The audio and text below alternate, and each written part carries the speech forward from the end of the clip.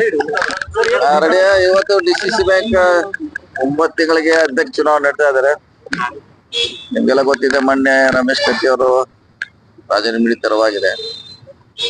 So ಎಲ್ಲ ಜಿಲ್ಲಾ ನಾಯಕರ ಜೊತೆ ಚರ್ಚೆ ಮಾಡಿ ಎಲ್ಲರ ಅಭಿಪ್ರಾಯ ಪಡೆದು ಇವತ್ತೊಂದು ಹಂತಕ್ಕೆ ನಿರ್ಣಯಕ್ಕೆ ಬಂದಿದ್ದೇವೆ.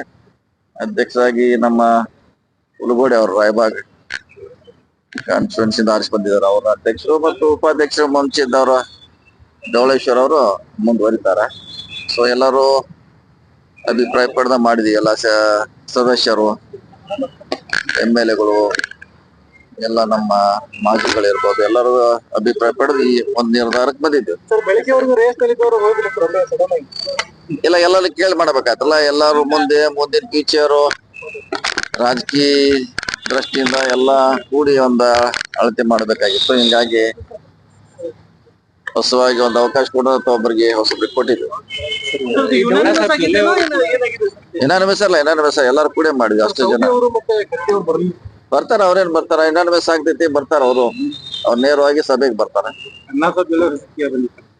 ಇಲ್ಲ, ಎಲ್ಲಾರು ಕೂಡ ಡಿಸ್ಟಿಸ್ ಮಾಡಿ ಮಾಡಿದ್ವಿ. ಬಹಳಷ್ಟು ಜನ ಅವ್ರದ್ದು ಇತ್ತು, ದೊಡ್ಡಗೌಡರದ್ದು ಇತ್ತು, ಆಮೇಲೆ ನಮ್ ಸುಭಾಷ್ ಢವಳೇಶ್ ಅವ್ರದ್ದು ಇತ್ತು, 3 ಮಂದಿ ಇತ್ತು, ಅರವಿಂದ್ ಪಾಟೀಲ್ ಅವ್ರದ್ದು ಇತ್ತು. ಕೊನೆಗೆ ಈ ನಿರ್ಧಾರಕ್ಕೆ ಬಂದಿದ್ವಿ.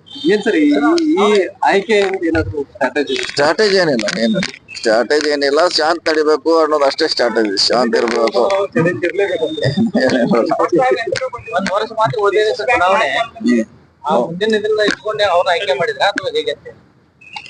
ಇಲ್ಲ, ಇದು ಚುನಾವಣೆಗೆ ಏನ್ ಸಂಬಂಧ ಇಲ್ಲ. ಒಳ್ಳೆ ರೀತಿ ನಡೆಸ್ಬೇಕು ಆಡಳಿತ ಅಂತ ದೃಷ್ಟಿಯಿಂದ ಮಾಡಿ. ಯಾವ್ದ್ರೆ